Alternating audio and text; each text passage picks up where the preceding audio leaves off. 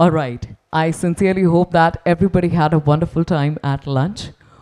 Starting from this exact moment, this segment is now brought to you by the Indian Chamber of Commerce. First and foremost, ladies and gentlemen, I'd like to request everyone to congratulate ICC, that is the Indian Chamber of Commerce, on completing 100 years of serving the nation. And as I'm certain that everybody is well aware of the fact that tomorrow we celebrate the National Logistics Day. So in some other sense, today, we are celebrating the National Logistics Day Eve.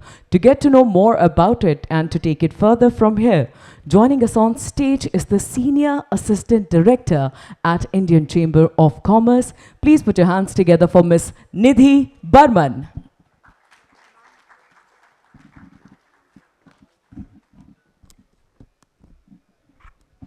Good afternoon, ladies and gentlemen, and welcome to the Logistics 360 degree for Viksit Bharat, unifying smart logistics for sustainable infrastructure. As we all know, 28th June is a National Logistics Day, and today we are hosting this event on the eve of National Logistics Day to celebrate the same. Today, the supply chain and logistic industry plays a significant role in India's economy and has a far-reaching impact on various sectors. The industry is crucial for economic growth, playing significant role in facilitating trades, reducing cost, and enhancing competitiveness. It contributes significantly to the GDP, employs millions, and underpins both domestic and international commerce. Efficient logistics is also vital for the booming e-commerce sector and overall supply chain optimization. It may be pointed out here that Unified Logistics Interface platform has reached a significant milestone, recording 100 crore API transactions, reinforcing its role as a game changer in India's logistics sector. The achievement marks a significant step towards building a world-class technology-driven logistics ecosystem that fuels industrial growth under Make in India and accelerates the vision of Viksit Bharat 2047. It is my absolute pleasure to be handing over to our host today for further proceedings as we embark on this journey exploring the evolving landscape of logistics across India. Thank you so much.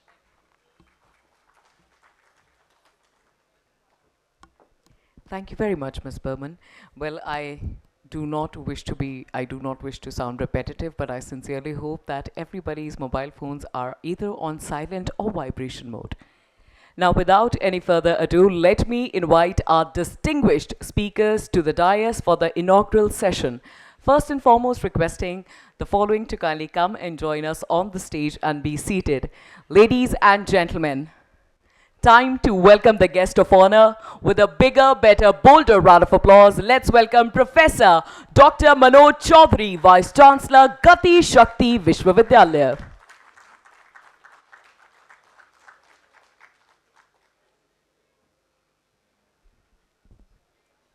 Well, that's exactly the energy and the spirit that I was looking forward to, hoping that we shall maintain it for the next one. Our special guest, please put your hands together for Dr. Jaideep Gupta, IRSEE, Additional Member, Railway Electrification, Railway Board, Ministry of Railways, Government of India. Time to welcome our keynote speaker. Please put your hands together for Dr. Surendra Kumar Ahirwar, IRTS. My sincerest apologies. Dr. Ahirwar is on his way and shall be joining us momentarily. Let's welcome the next panelist, the next plenary speaker. Please put your hands together for Mr. Kanishk Sethia, Chairman, ICC National Expert Committee on Logistics and Supply Chain and CEO, Western Carriers. In case you're getting confused, the procedure to clap is super simple. All we've got to do is bring both of our palms together, just like that. Fantastic.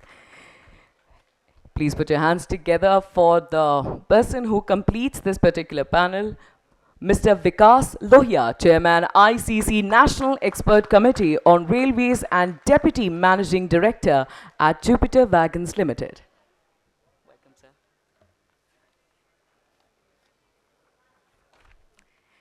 So as we wait for Dr. Ahirvar to join us, let's begin with this exciting session. First and foremost, joining us on the dais is Mr. Kanishk Sethia, Chairman, National Logistics and Supply Chain Committee, ICC, and CEO, Western Carriers.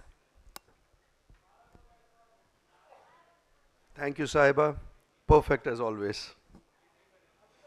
Could I ask my team to please put on the presentation? Good afternoon, everyone. Great to see all of you. It's a tough job to speak right after a nice lunch that all of you have had. So I'll try to keep it simple and try not to bore all of you so that none of you start falling asleep, right? So I'm gonna keep it simple and nice for all of you. Just bear with me for a minute while the presentation comes up.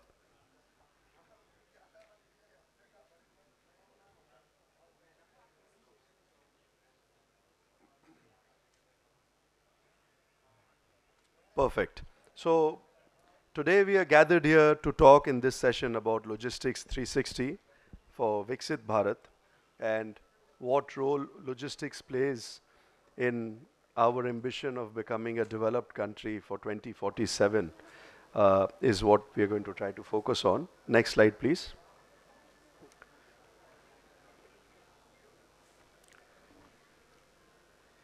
Yeah. So that's a brief presentation of mine. I basically wear two hats. First and foremost, I am the chief executive for a company called Western Carriers India Limited, which is one of India's largest 4PL and supply chain companies. We specialize in multimodal logistics pan-India. I also wear the hat of being the national chair for logistics and supply chain for Indian Chamber of Commerce. Indian Chamber of Commerce is one of the oldest chambers in our country. We are completing 100 years, probably one of the oldest in the world. We are doing an excellent year of programs under the leadership of our current chairman, Shri Abhyuday Jindal, Chairman and Managing Director, Jindal Stainless. I would request all of you to try to attend as many of our events in this stellar year as you can. We deeply appreciate. Next slide, please.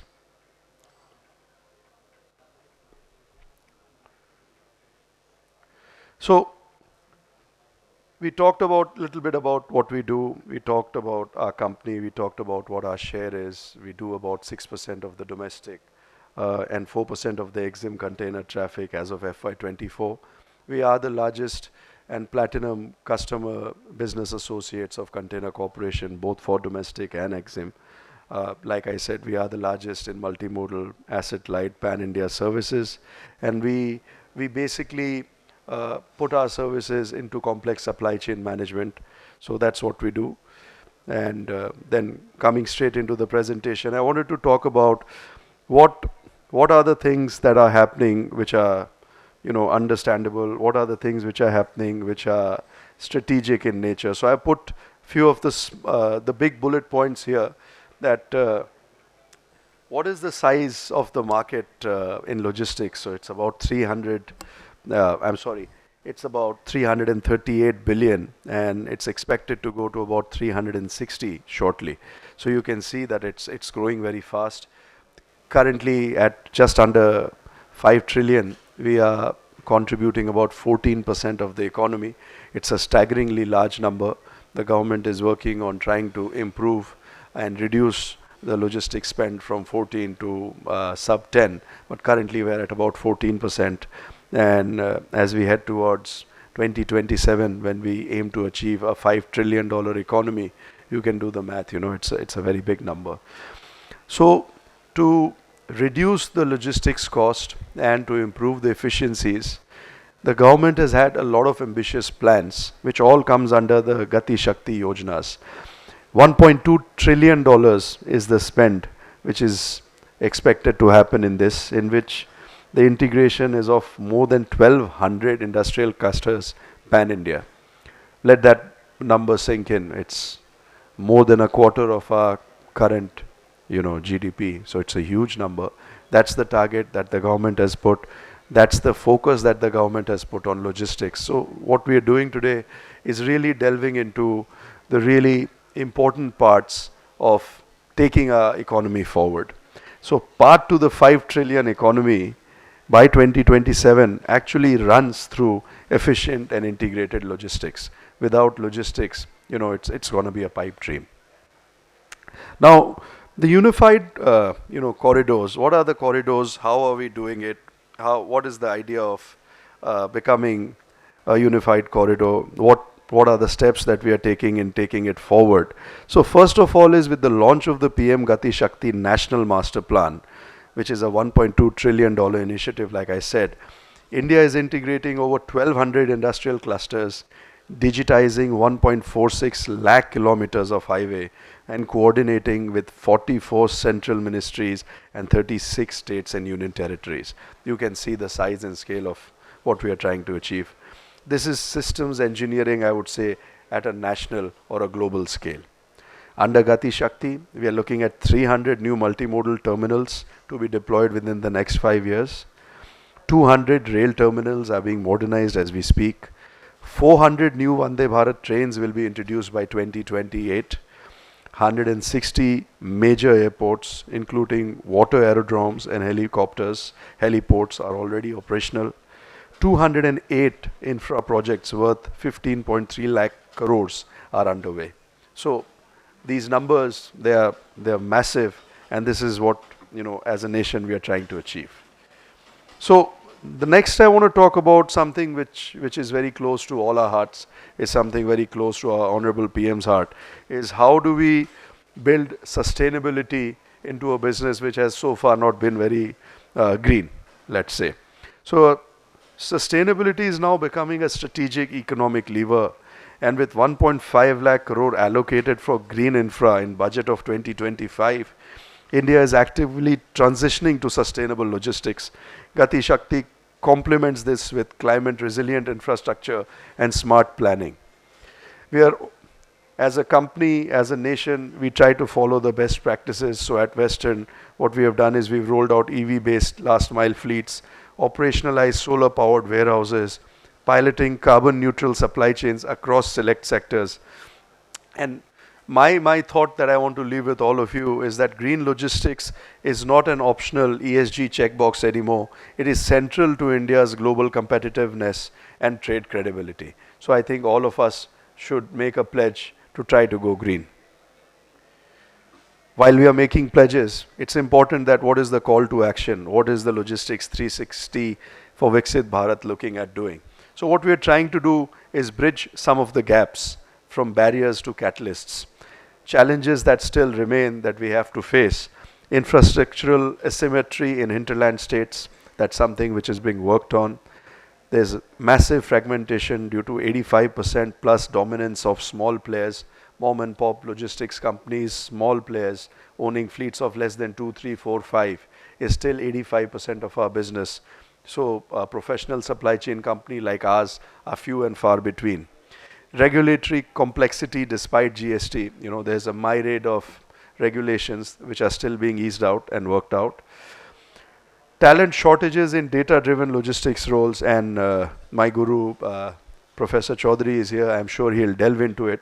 We as a company are working very closely with Gati Shakti Vishwavidyalaya. We are extremely happy with our relationship there, and they are doing a critical service to the nation in that they are bringing in ready-made talent into this industry which is starved for senior leadership roles and starved for people who are educated in the job of logistics, which is not very simple. So that's something that the government is focused through universities like GSV and private partnerships. So that's something that we as a company are also working on. The solution, I feel, lies in not only policy simplification, but data unification and workforce skilling.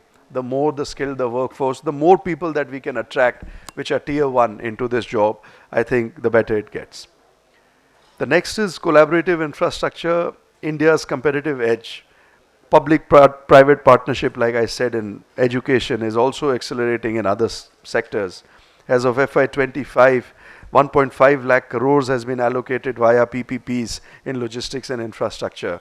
Gati Shakti provides a national stack that industries, investors and innovators can plug into.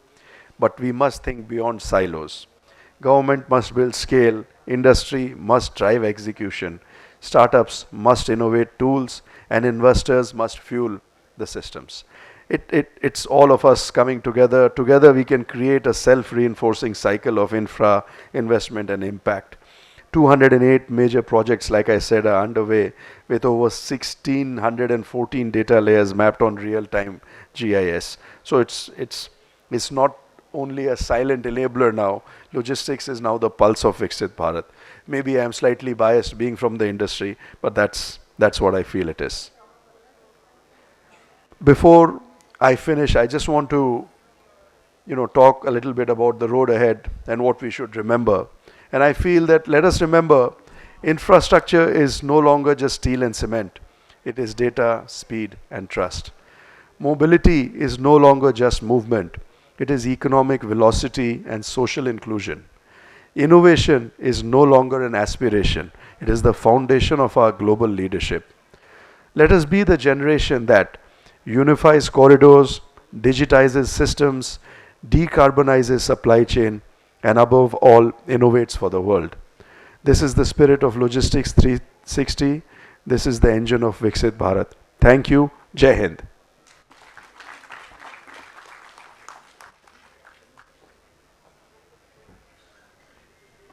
Thank you, Mr. Sethia, for setting the tone for today's deliberation.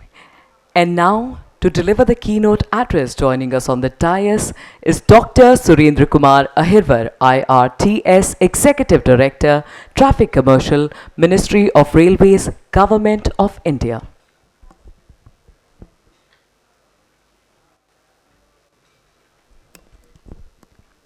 Thank you very much. Thank you, ICC.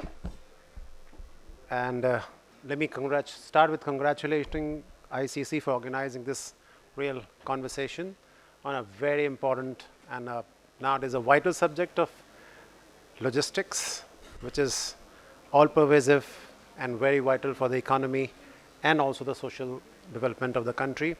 And since we are looking at the Viksit Bharat by 2047, I think this becomes a sine qua non for this development and this mission of Viksit Bharat 2047. And we understand we are definitely going through a phase of rapid transformation, and it's just not about infrastructure or about economy, but also in the social sphere. We are, since heading towards the development or maybe Viksit Bharat, we are looking at every aspect of India's socio-economic development.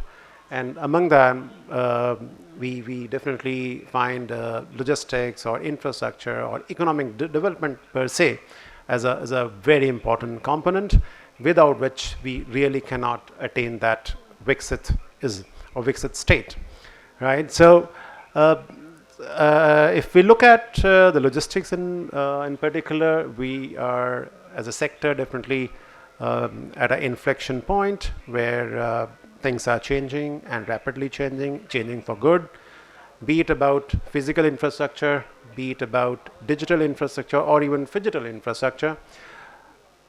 Everywhere you are seeing a lot of activities, and added to that, there's a lot of activism, I would say, the governmental activism for development of the sector through different policies. As Mr.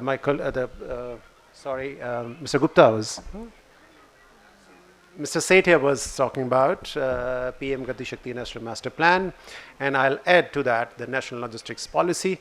This duo have really brought in or started that change in the logistics sphere, which we can definitely say a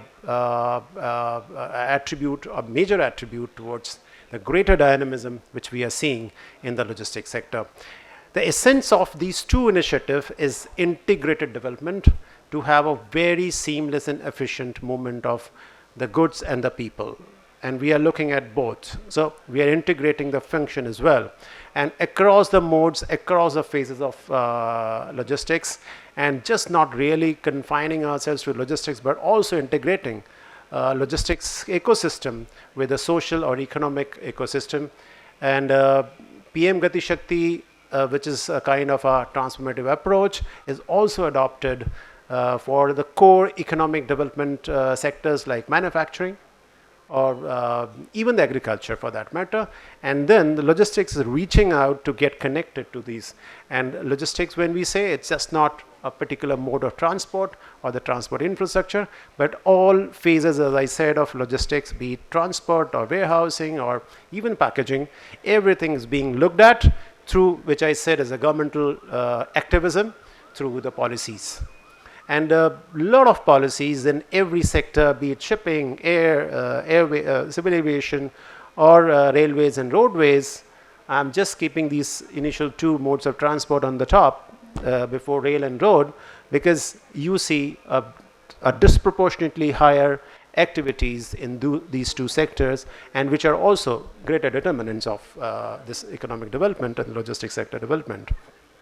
However, yeah, the two major players of the transport sector, which is again a mainstay of the logistics, are of course railways and the roadways, and they have been traditionally a kind of in a competition, but what I see today is there's more of a complementarity and more of the cooperation and collaboration which is happening, and with a new concept of multimodal logistics parks or multimodal transport infrastructure development.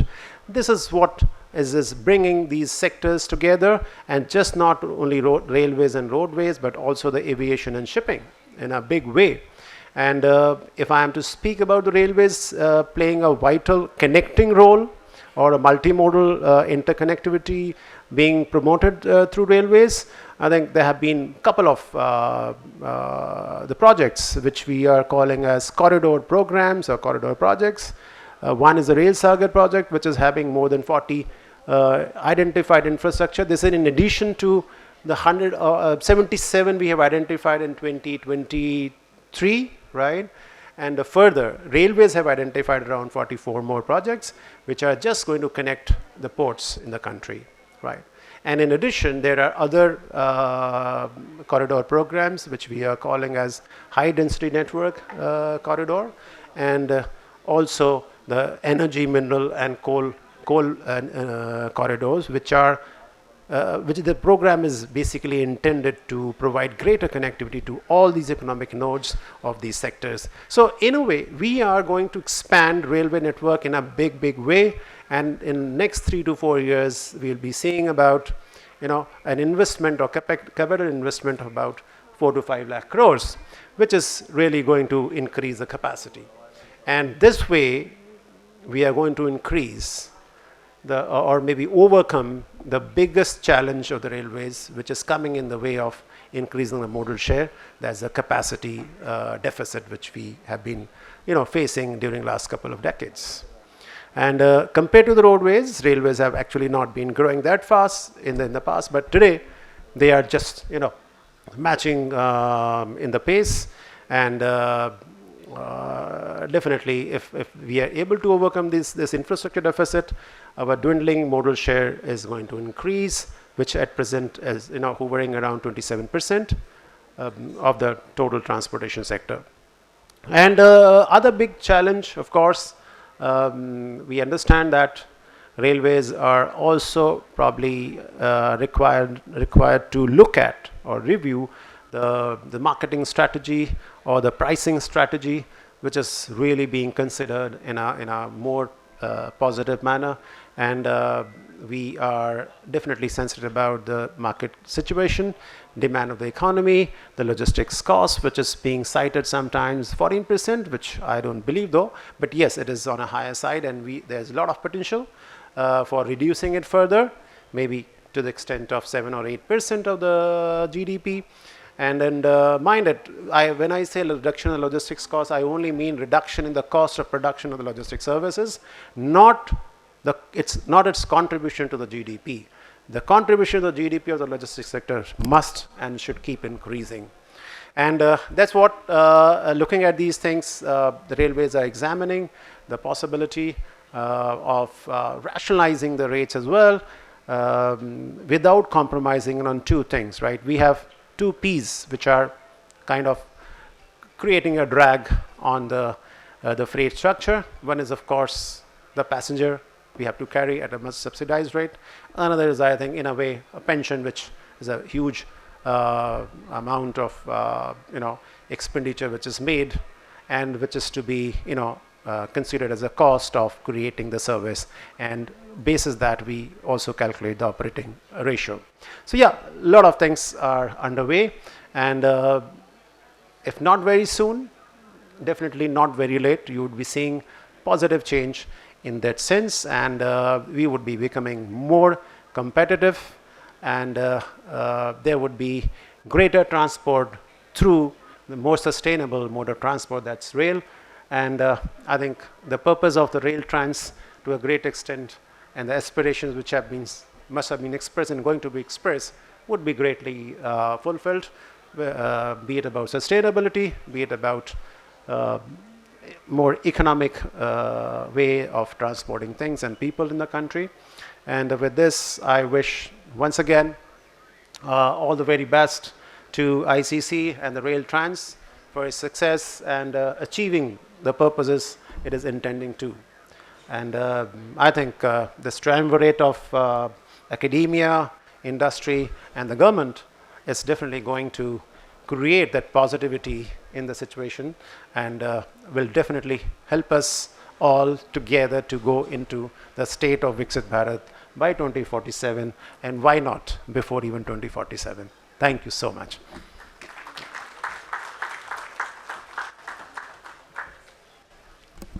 Thanks, Dr. Hiver. Time for the special address. Joining us on the dais, our special guest. Ladies and gentlemen, please put your hands together for Dr. Jaideep Gupta, IRSEE, Additional Member, Railway Electrification, Railway Board, Ministry of Railways, Government of India.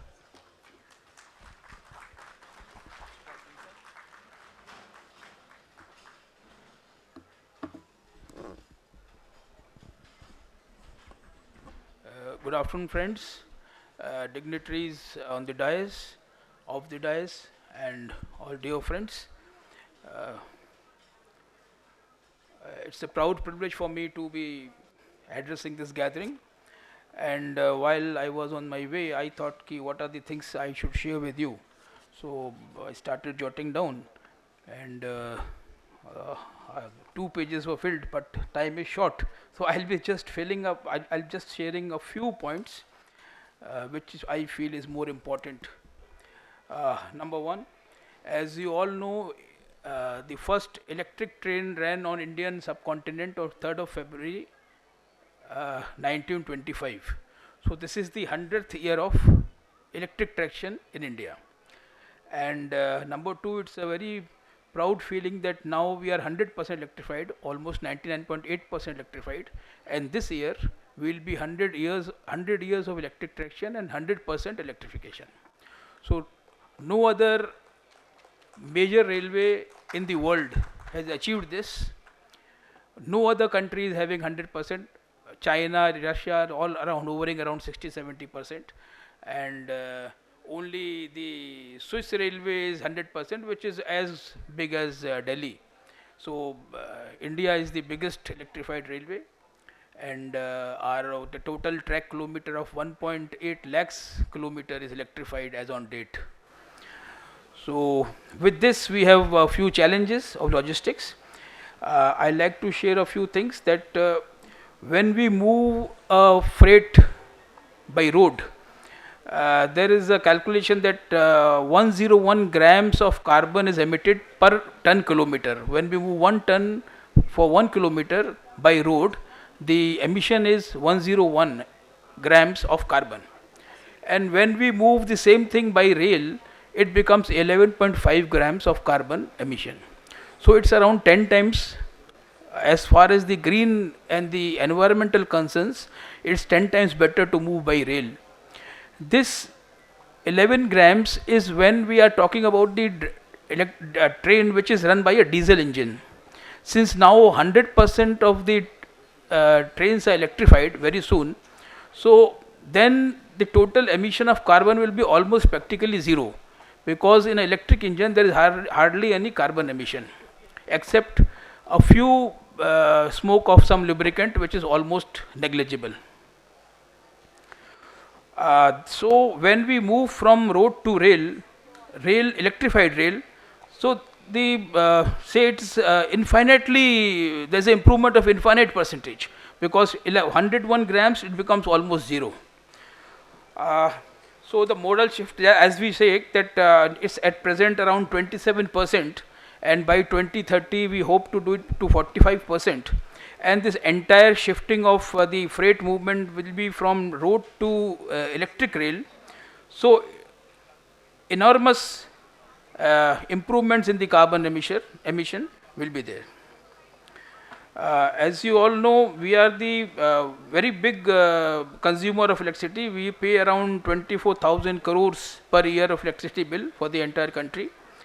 And with this, there is a natural thing that there must be some smoke coming out from the thermal power plant, because electricity after all will be using in electric trains.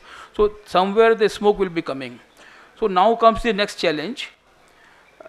If we feed our electricity by clean energy, that is either by renewable energies, round the clock systems, or by clean nuclear energy, then even this emission of the carbon in the power plants will be reduced, will be almost zero. So massively we are, our policies are like this, that we are going for renewable energy sources.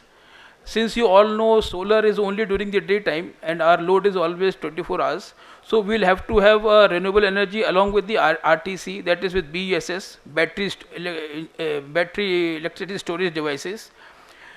Maybe we'll be talking about flywheel storages also.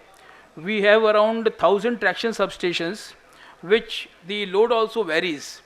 So we'll also go for smart traction substations where the peaks can be fed from the flywheel sort of storages in each TSS, so that our peaks can be fed, and overall the demand, the variations of the demand can be made good, and we can operate in an optimum way.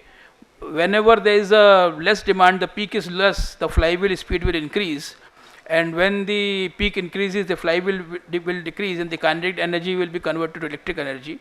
So our whatever penalty we are paying, or whatever extra infrastructure of transmission and generation we have to keep as a nation to feed these peaks, can be reduced. So this is one concept of smart traction substations. And with this, there is one more challenge, that since we have 1.8 lakhs kilometer of catenary, to maintain this catenary is again a problem. To keep it in good fettle. At present, what we do, we are having the system of schedule maintenance, as you all know, every 6 months, every year, every 2 months, depending on the experience. We have regimental certain things, that these things to be changed after 2 months, this after 3 years, this after 5 years. And we find that this is not always very useful, because sometimes the person go, and the health of the system does not deteriorate as per the timings. It depends on number of other factors like pollution, impact, the curvature of that place, and many other things. So we also want to go for AI based predictive maintenance, because neither we have so much of staff to do so much of work, and neither we have so much of outages, like whenever we have to maintain the power block, we have to take a power block. With more and more trains, we don't want to shut the trains. So we want this, that there should be a condition-based monitoring systems, and only that appliances, that equipment is to be touched, which is really required. So every equipment should have some self-health monitoring mechanism with some IoT-based system, so that in the central place we can know the health of each and every equipment, and only that equipment is touched which really needs, which is about to fail. So in this way we will be having a better reliability and with the least cost of maintenance. With this, nuclear energy is a clean energy, as I said. The buzzword now is the small modular reactors. If SMRs will be coming, we are very much interested in SMRs also. So small modular reactors are factory fitted modular reactors about 70 to 100 megawatts, which are very suitable for our traction substations and even for data centers of the Amazon and all these net suppliers. So if these SMRs become commercially available, so it will be very useful. Then all our TSS will become self-independent, and all all TSS can be fed from the SMRs of 100 to this thing 100 megawatts. Thorium based, as you all know, thorium is available in our country. So we are planning to have some thorium based SMR, molten salt ones, and one more thing, that since our loads are increasing, we are going for 2 into 25 kV OHE. 2 into 25 means there is a minus 25 kilovolt feeder wire running all through, and in this minus 25 feeder wire we also want to have a optical fiber embedded, so that we can also run the optical framework in the same feeder and in the same earth wire, so that we can have a very good network of the optical gateway also. So these are the few of the challenging points, and hope the industry will come also with the solutions for all these things. I think since time is short, once again I congratulate the organizers for having this conference done, and let's hope that together we'll be able to bring the railways and the nation to the most topmost position. Thank you. Jai Hind, Jai Bharat. Well, topmost position is the only position. With this, ladies and gentlemen, before we head towards the next address and welcome the next speaker, चलिए एक छोटी सी activity करते हैं. When I say inhale, inhale, and when I say exhale, then exhale, right? Exactly where you're seated. Everyone on the stage is also welcome to join us. All right, inhale.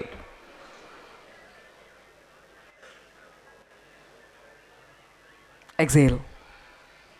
Inhale. Exhale. Inhale.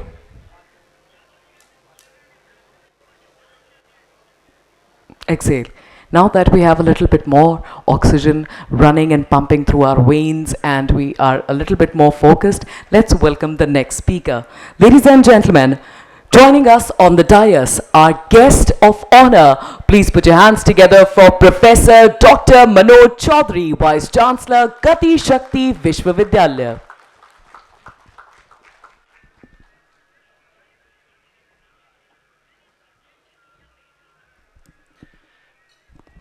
Good afternoon, everyone. First of all, I would like to extend my heartiest congratulations to each one of us in this room on the eve of National Logistics Day. Today, if logistics is being talked about in every forum, every single discussion, it is the work of people like you who have brought the industry to this level where we can talk of logistics as some of the most important and not something which is an ancillary service. Therefore, a big round of applause to each one of you in this room for having taken the logistics to this level. And while thanking Indian Chamber of Commerce for organizing this important day, I also want to congratulate them for 100-year completion of the phenomenal job that they have been doing, and we are very happy that Gati Shakti Vishwavidyalaya has a very active partnership with the Indian Chamber of Commerce, and together we can do more. Ladies and gentlemen, when we talk of the logistics, in a very simple language, we all know logistics is all about taking goods or people from one place to other, from the place where it is produced or consumed via a variety of mediums where goods may be stored or processed or whatnot. Therefore, logistics is not merely transportation. Logistics is an end-to-end processing of the goods that must travel the first mile and also the last mile. And any logistics efficient system, therefore, is a combination of everything and every node that plays a significant part in this process. Of course, transportation infrastructure is an absolutely critical part for that. We briefly talked yesterday that today our country is growing very rapidly, and it is growing on 4 key aspects and 4 key pillars. One is the infrastructure, and infrastructure which is physical, social, and digital in nature, which connects. A growth which is inclusive, a manufacturing that is creating jobs, and simplification of processes that is empowering our citizens. Each one of that actually has logistics as a key theme for that. When we are creating infrastructure, whether be of railways that has been talked about, or creating national highways at the rate of 35 kilometers a day, including projects like Bharatmala, Sagarmala and whatnot, or in railways, projects like Rail Sagar or high density traffic corridors, or the energy, mineral, coal, cement kind of corridors, or dedicated freight corridors, all we are trying to do is to expedite through transportation carries of goods or people from one place to other. Same is the case when we are trying to utilize inland waterways or our ports infrastructure and so on. But one important thing that we have to realize is logistics will become efficient when you have transport infrastructure that gives you the speed and efficiency, but also when it is interfaced very well with the service organizations that actually deliver the service in terms of logistics services. And therefore, that is a very, very important part, and that is where national logistics policy focused a lot more. While we talked about PM Gati Shakti plan as a transformational approach of building synergy across various ministries and departments and leveraging geospatial technology as a technology-enabled tool for planning and better coordination for efficient execution of the projects. On the other side, national logistics policy leverages technology and the framework of the infrastructure to deliver better services. Along with infrastructure and services paradigm, an important paradigm that sometimes we do not talk is also phenomenally important, and that is people. It is infrastructure, services, and people that together combine for the logistics efficiency, or whatever we talk about logistics infrastructure. In that regards, along with the PM Gati Shakti National Master Plan, along with the National Logistics Policy, the Government of India, through Act of Parliament, created Gati Shakti Vishwavidyalaya as India's only university to focus on transportation logistics sector. Therefore, people and skilling for this entire sector are very important, because as per a report, as of now, there are 2.2 crore people who are working in the entire transportation logistics sector. And with such a booming sector, it is likely that 1 crore additional jobs may be created over the next 3-4 years. And those jobs will not be unskilled. We have to prepare people for the sector leveraging the latest technology so that a real transformation of the sector can happen. When we talk of the logistics and national logistics policy, many of the aspects you know are significantly important. Capitalizing on the success of the digital public infrastructure in India, the integrated logistics framework of the national logistics policy, whether through ULIP that integrates your port community systems or air cargo systems or Vahan or ONDC or different ministries, different systems, how it integrates together is a great example of how digitalization is leading way to efficiency in the logistics system. If you look at a logistics system, you not only want it to become the cost efficient, you also want your logistics system to be resilient and sustainable in nature. Because logistics sector is a critical and strategic sector. For some sectors, such as defense, for example, it is the resilience which is absolutely important. More than resilient, sustainable, cost efficient, a logistics system can be called the best when it is trusted. Irrespective of the cost of transporting goods from one place to other, unless your system is trustable, that goods will indeed be transferred to the desired destination in the desired time, your system does not work. Therefore, trust is an important part of the logistics system. In many of the such digital approaches that we have done, we have tried to introduce trust, we have tried to introduce blockchain systems, and many of the technological aspects. All this transformation in the logistics industry today is happening based on technology. Apart from the transport infrastructure that we talked about, whether for railways or aviation or ports or inland waterways, there is a significant focus also on warehousing sector, whether through the new warehousing policies, through Gati Shakti cargo terminals, through multimodal logistics parks. This is an important sector. And without this, actually we cannot have an end-to-end, first mile to last mile, efficient connectivity for achieving good logistics efficiency in India.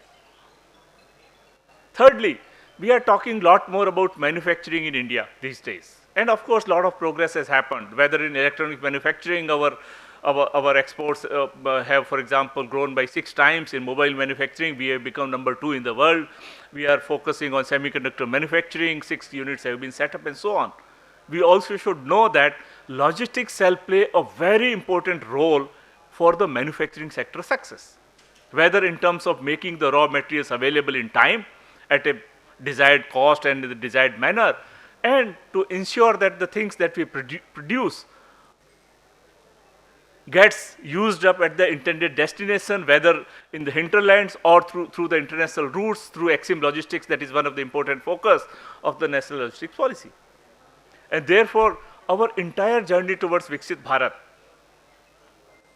is actually based on logistics, whether the defense manufacturing, whether automotive manufacturing, every aspect of manufacturing sector is now dependent on logistics. Every aspect of how did we control our prices, how do we act during COVID in terms of ensuring that drugs are available or the vaccines are available from one place to other was basically logistics. For defense sector, in Operation Sindoor success, logistics played a great role. So all aspects, and therefore we must be very proud of working in a sector which is key to Viksit Bharat.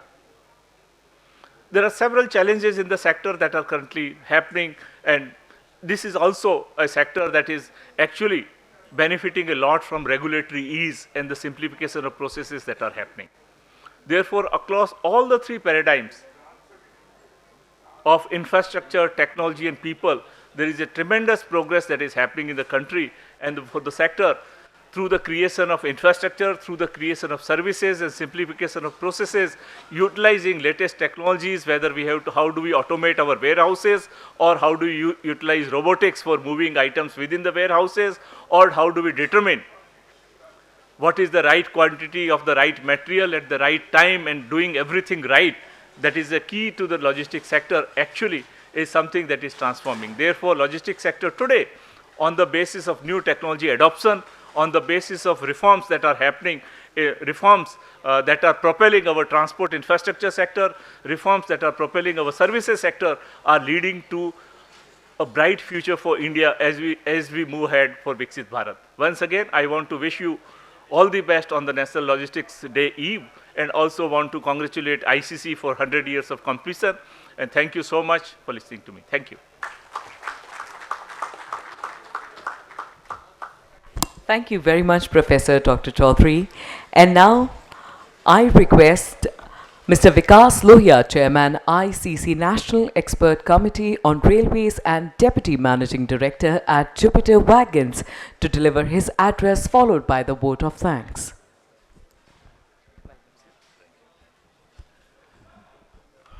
Good evening. I would like to take this opportunity to sincerely thank the eminent guests present here for enlightening us with their valuable insights.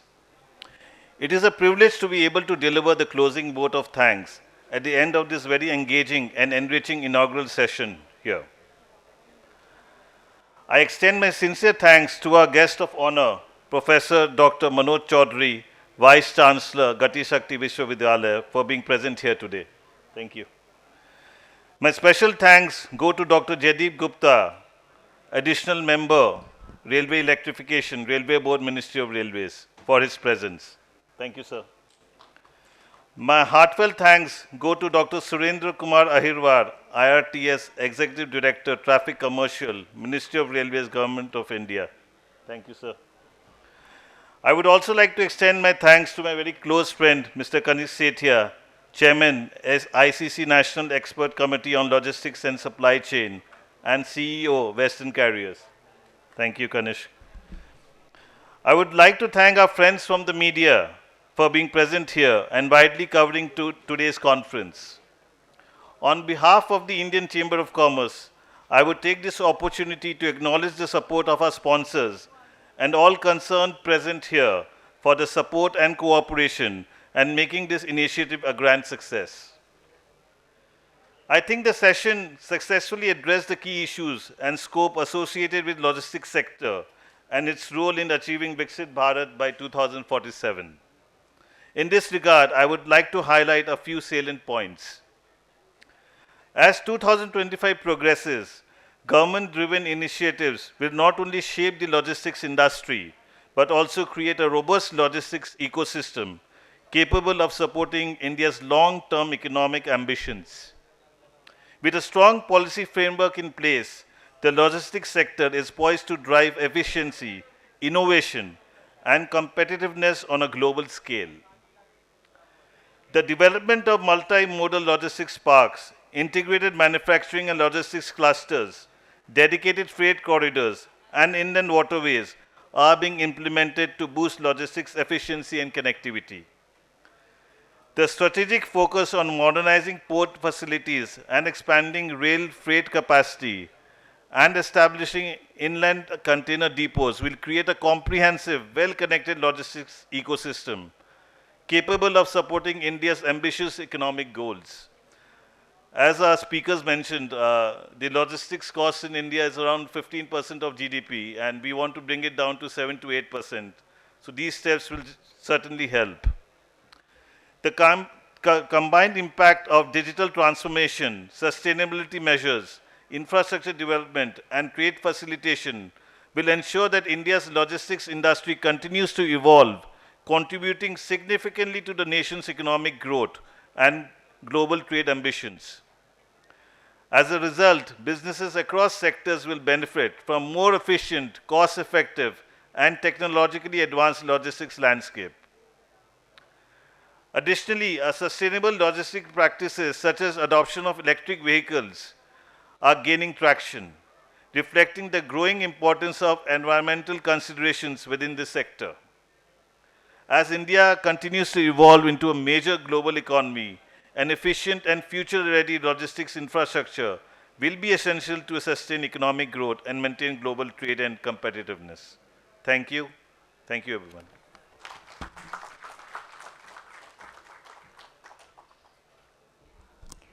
And now, as usually these events and sessions transpire, requesting Mr. Lohia to kindly come forward along with all our other speakers as we have a small token of appreciation on behalf of Indian Chamber of Commerce. Requesting Mr. Lohia to kindly do the honors. First and foremost, ladies and gentlemen, once again, let's put our hands together for the guest of honor, Professor Dr. Manoj Chaudhary, Vice Chancellor, Gati Shakti Vishwavidyalaya.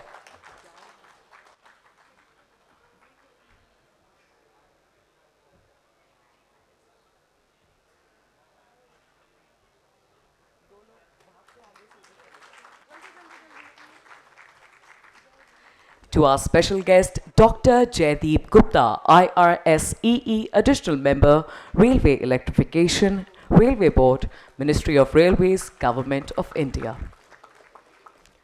Our keynote speaker, Dr. Surendra Kumar Ahirwar, IRTS Executive Director, Traffic Commercial, Ministry of Railways, Government of India.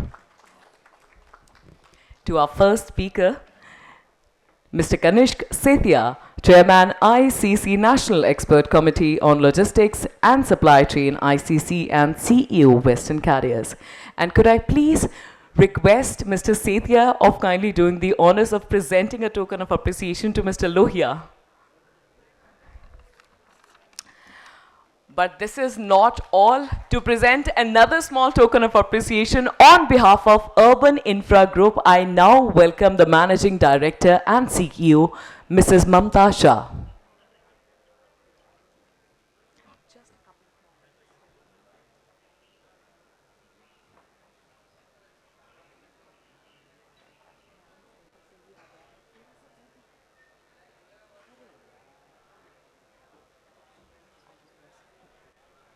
First and foremost, to Professor Dr. Manoj Chaudhary.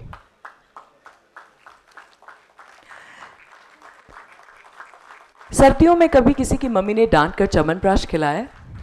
Chyawanprash हमारी body को vitamin C देता है. Similarly एक performer के लिए, एक speaker के लिए तालियां विटामिन सी का काम करती हैं. तो जितनी जोरदार आपकी तालियां उतनी जोरदार आज की शाम to doctor Jaideep Gupta.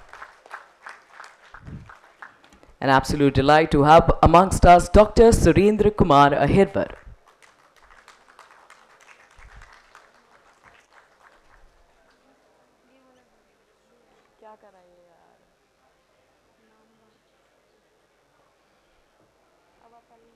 An absolute delight to have amongst us Mr. Kanishk Sethia.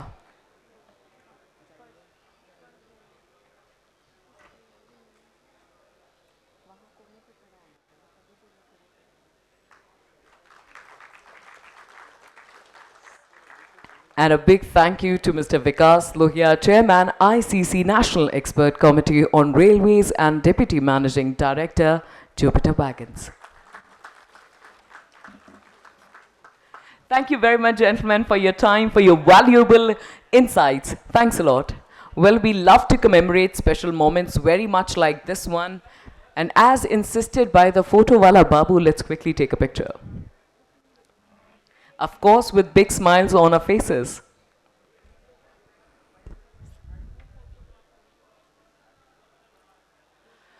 With this, we come to the end of the inaugural session of the final segment presented by the Indian Chamber of Commerce.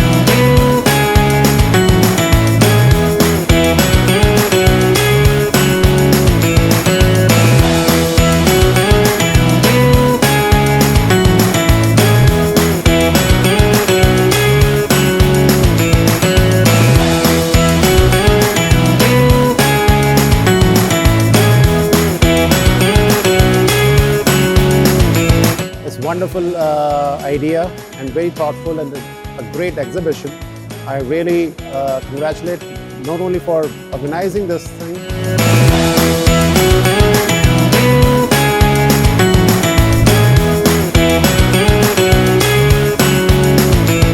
यहाँ पे आने के बाद मतलब 2 दिन हमने spend किया और 2 दिन में हमें काफ़ी सारे अच्छे क्लाइंट्स मिले। इवन सम हमें रेलवे की भी कुछ ऑफिसर्स मिले।